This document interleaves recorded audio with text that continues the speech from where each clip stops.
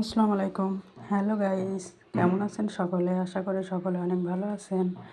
আলহামদুলিল্লাহ আমি অনেক ভালো আছি। আজকে দুপুরে কি রান্না করছি তারই একটা ভিডিও নিয়ে আপনাদের সামনে হাজির হয়েছি। আজকে দুপুরে হচ্ছে আপনার পালং শাক ভাজি করছিলাম। প্রথমে আমি পালং শাকটা আমি পালং শাকগুলো সুন্দর করে ধুয়ে আমি চুলায় বসিয়ে দিলাম। আমার শরীরটা একটু কেমন করতেছিল, তার জন্য আমি 1 কাপ চা খাইছিলাম। আমি এমনই আমার শরীরটা একটু ম্যাজম্যাজ করলে আমি চা খাইলে আমার ঠিক হয়ে যায়। এই যে দেখেন পালং শাকটা চুলায় বসিয়ে রুমে এসে চা খাচ্ছিলাম, যে দেখি যে পালং শাকটার পানি শুকাই গেছে। তারপরে আমি কড়াইতে তেল দিয়ে তার ভিতর পেঁয়াজ, কয়টা মরিচ এবং কয়টা রসুন কুচি দিয়ে নাড়াচাড়া করে সেটা যখন ভাজি হয়ে গেছিলো, তার ভিতরে একটু হলুদ গুঁড়া দিয়েছিলাম এবং একটু জিরার গুঁড়া দিয়েছিলাম। যখন এটা ভাজি হয়ে গেছে তখন তার ভিতর আমি পালং শাকগুলো ঢেলে দিয়েছিলাম। তার ফাঁকে আমার ছেলেকে গোসল করাইছিলাম,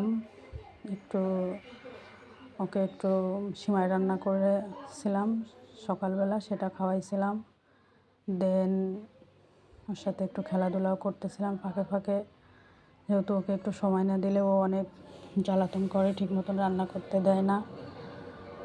সব দিকে একটু ম্যানেজ করতে হয়, সব দিক ম্যানেজ করেই সে সাথে আমি রান্নাটাও করতেছিলাম। যেহেতু আমার শাশুড়ি এখনও বাড়িতে আসে নাই, বাড়িতে আসলে উনি বেশি রান্নার ভাগটা করে, কারণ আমার ছেলেকে নিয়ে ওইভাবে আমি আসলে রান্নায় সময় দিতে পারি না, 2 দিক একসাথে সামাল দিতে পারি না, যার জন্য 2 জন একসাথে কাজ করি। এই যে দেখেন শাকগুলো কত সুন্দর দেখা যাচ্ছে, একদম সবুজ, মনে হচ্ছে এইমাত্র ভুঁই থেকে তুলে নিয়ে আসলাম। এই যে দেখেন আমার ভাজি করার ফাইনাল লুক। এই কড়াইতে আমি এখন কিছু মাছ ভাজি করব। আমি টমেটো আলু দিয়ে তেলাপিয়া মাছ রান্না করব। তেলাপিয়া মাছটা কার কার পছন্দ অবশ্যই জানাবেন। আমার কিন্তু সেই পছন্দ, অনেকে আছে আবার পছন্দ করে না, আমি খুব পছন্দ করি। আমি অবশ্য কড়াইটা চেঞ্জ করছি, যে কড়াইতে মাছ ভাজতে চেয়েছিলাম সেই কড়াইতে মাছ লেগে যাচ্ছিলো। এই 2টা মাছ আমি বেশি সুন্দর করে ভেজে রেখে দিয়েছি আমার ছেলেকে আলাদা করে খাওয়াবো তার জন্য, আর এইগুলো আমি তরকারির ভিতর দেব তার জন্য।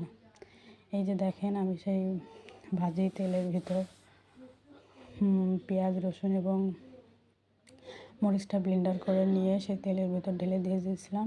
এর ভিতর এখন আমি লবণ, হলুদের গুঁড়া এবং জিরের গুঁড়া দিয়ে সুন্দর করে কষাই নেব।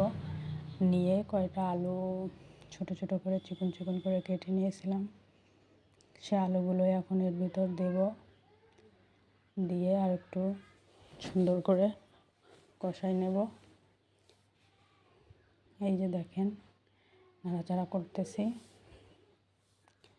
আমি একটু আস্তে কথা বলি, আমার কথাগুলো একটু আপনারা বুঝে নেবেন, কারণ আশেপাশে অনেক আওয়াজ হচ্ছিলো, তো এই জন্য একটু ভয়েসটা একটু অন্যরকম লাগতে পারে।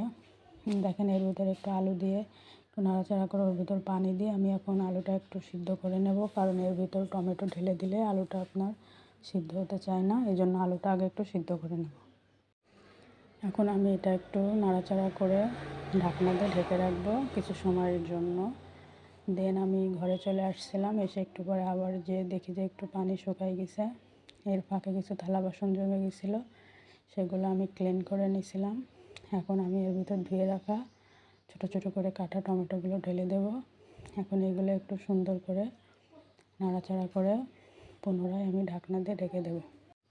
এই যে দেখেন আমি অবশ্যই এক হাতে ক্যামেরা ধরে নাড়াচাড়া করি, তার জন্য একটু অসুবিধা হয়।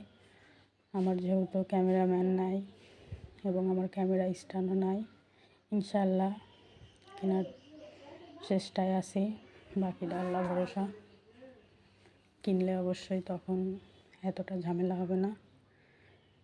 এটা আমি এখন ঢাকনা দিয়ে ঢেকে রেখে কিছু সময় কষাই নেব, তারপরে এর ভিতর আমি ঝোলের পানি দেব।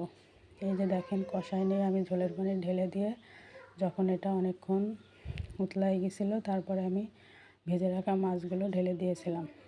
এই যে দেখেন কত সুন্দর একটা কালার এসেছে। এই যে দেখেন আমার রান্না করার ফাইনাল লুক। আমার ভিডিওটা আপনাদের কেমন লেগেছে অবশ্যই লাইক, কমেন্ট, শেয়ার করে আমার পাশে থাকবেন। আজকে এ পর্যন্ত, আল্লাহ হাফেজ।